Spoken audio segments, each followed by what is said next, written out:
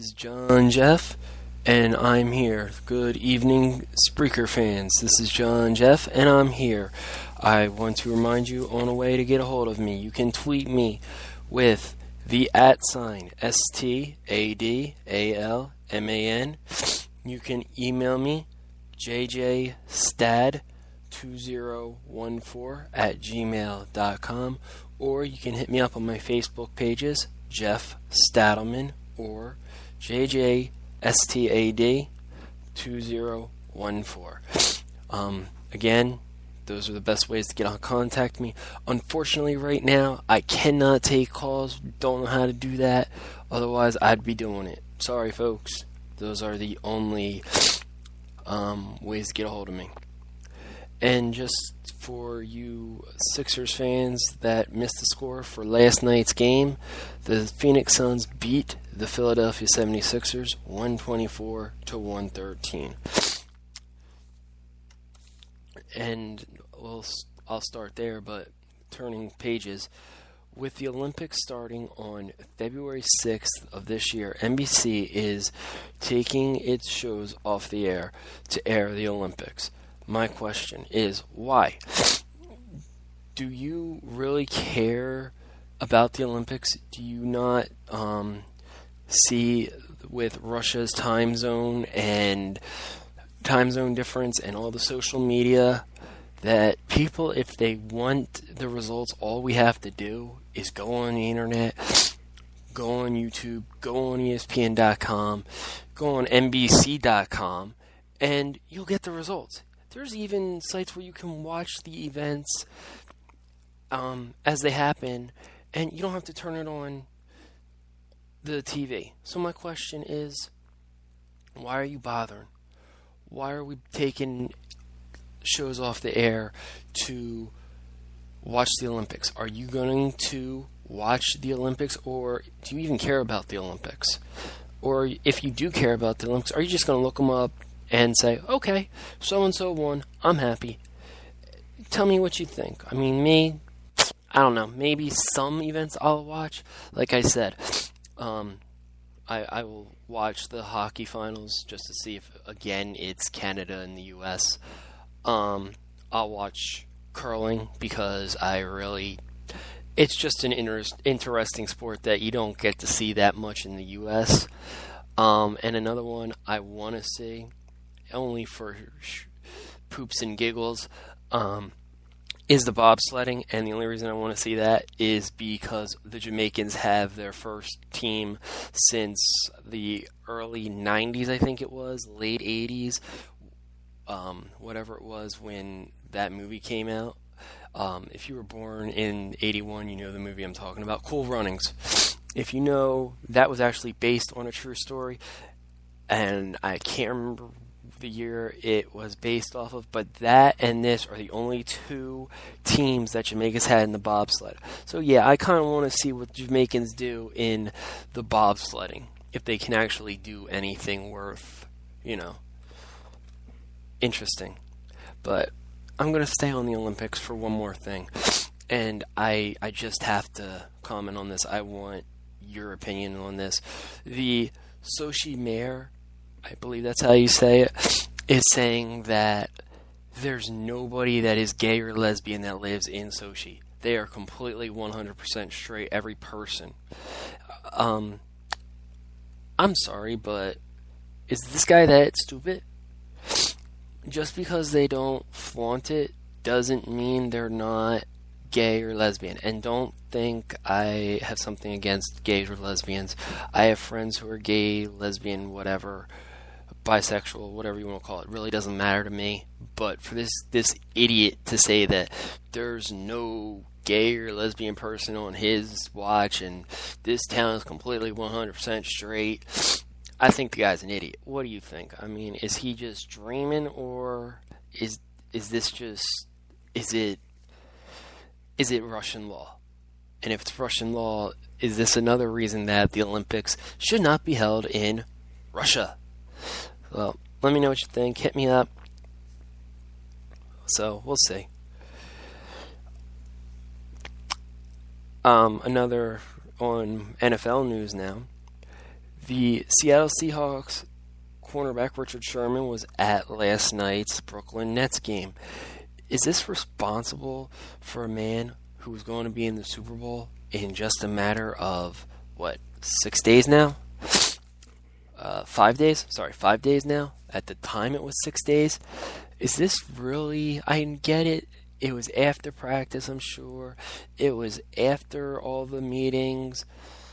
And he showed up in media day today. He had looked like he was in good spirits. And I know they still need to have some fun.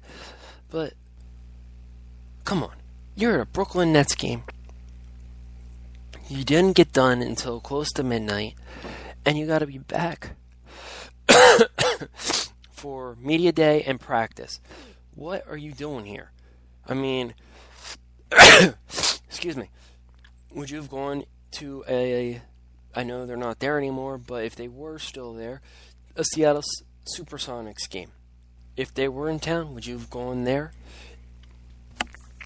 Tell me, do you think Richard Sherman is responsible? Do you think that was a smart move? To me, I don't find it a smart move. There's other things you could have done. There's other ways you could have relieved some stress. And but hey, if your coaches don't have a problem with it, I guess that's fine. But like I said, to me, it just doesn't seem responsible. So, in other NBA news, Kevin Durant had 41 points last night in the Thunder's 111-109 win over the Atlanta Hawks. This is Durant's 11th 30-plus game of the month. Is he the best player of this new generation? And where does he rank amongst all-time players? Well, to me, he is definitely the best of this new generation. And yeah, I think he's better than Kobe Bryant. I think he's better than LeBron James. I think he's better than Dwayne Wade. I think if you put him on a team with Westbrook and get those two healthy and keep them both healthy, they'll win some championships. I guarantee you, if Westbrook comes back this year and he's able to contribute like he did, and Durant keeps going like he is, Miami Heat aren't going to win another championship. Heck, I'd be surprised if the Miami Heat get past the Indiana Pacers this year. I think the Heat are starting to show either A, their age, B, their cockiness, or C, that, you know what? Other teams aren't scared of you anymore. You're not that good. Tell me, are you? What would you think? Where does Kevin Durant?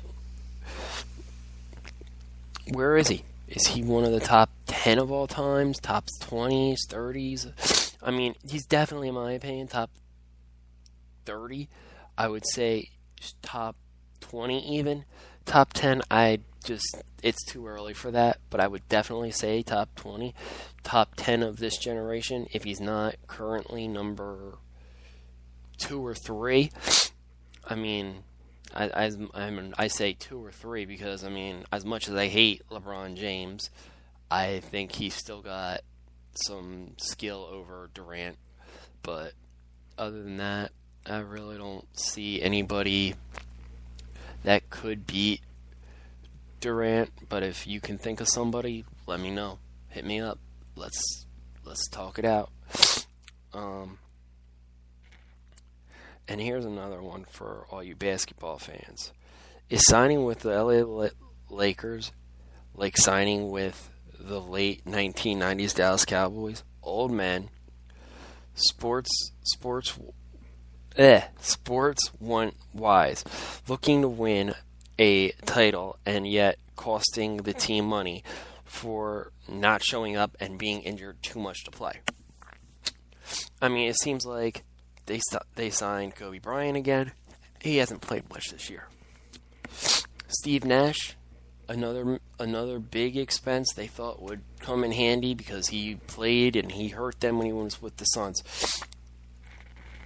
He hasn't done anything for them this year. So, I mean, are the Lakers just throwing money away, thinking, oh, these big names, when they were young, yeah, they were great. But now, as the time has grown on, they're getting up there in age.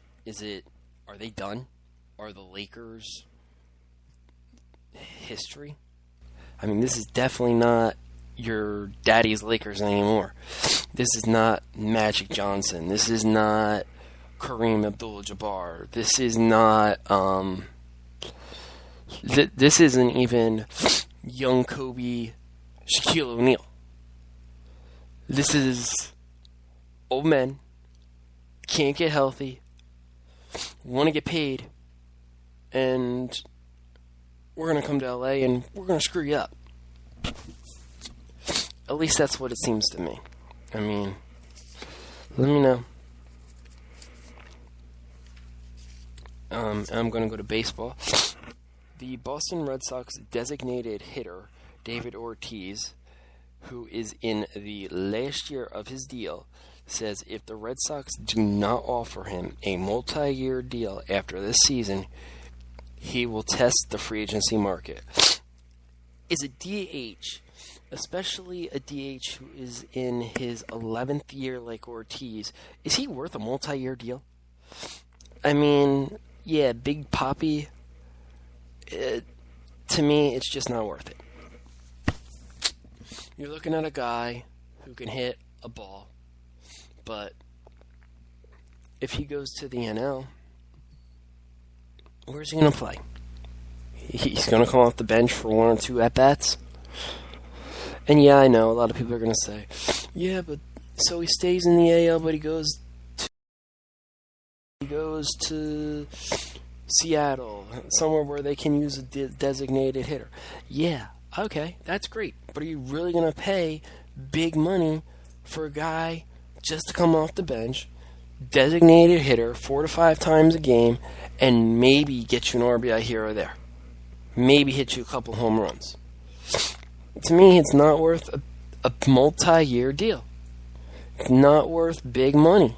He better get used to, he's getting up there in age, and he's going to have his problems getting these big deals. So, I mean, to me, it's just, hey, you better take what you can get. And if you want to stay with Boston, give them a hometown, even if it's not your hometown, you've been there for 11 years, call it your hometown discount.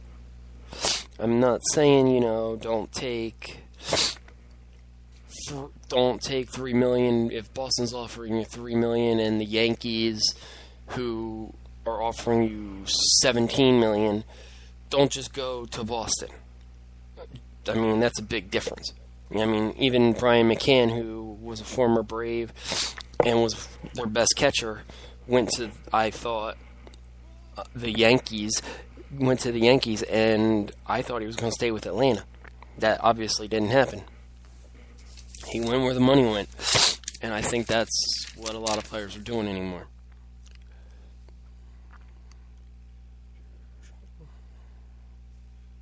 I did that twice. All right, Phillies fans. The Phillies manager, Ryan Sandberg, says it is time for former All-Star first baseman Ryan Howard to start performing. To start performing against left-handed pitchers, or he will bench Howard. Howard has a .295 average against right-handed pitchers versus a .224 average against left-handed pitchers for his career, and hit only .173 against left-handed pitching last year.